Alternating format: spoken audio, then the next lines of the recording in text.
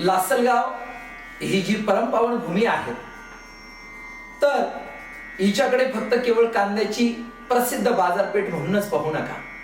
लासलगाव जे क्षेत्र आहे हे एका महान साधूने आपल्या जीवनामध्ये तपश्चर्या केलेलं क्षेत्र आहे. बघा, भगरी बाबा नावाचे महान सिद्ध पुरुष यांचा जन्म राजस्थानामध्ये खंगटा नावाच्या गावी झालेला होता. परंतु भगरी बाबांनी धारणगाव गावामध्ये तपश्चर्या केली, याचबरोबर होळकरवाडीवरती तपश्चर्या केली आणि याच बरोबर बाबांनी आता सद्यस्थितीमध्ये बाबांचं ज्या ठिकाणी स्मारक झालेलं आहे, या स्मारकाच्या असणाऱ्या दिव्य तपोभूमीमध्ये बाबांनी आपल्या जीवनामध्ये फार थोर साधना केली, तपस्या केली.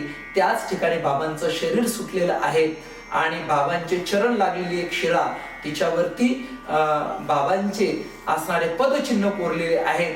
आजही आपल्याला त्या पदचिन्हाच्या रीतीने बाबांचं प्रत्यक्षात दर्शन होतं. म्हणून सर्व साधकांनी लासलगावला गेल्यानंतर बाबांच्या स्मारकामध्ये जाऊन आणि भगरी बाबांचं दिव्य दर्शन करावं.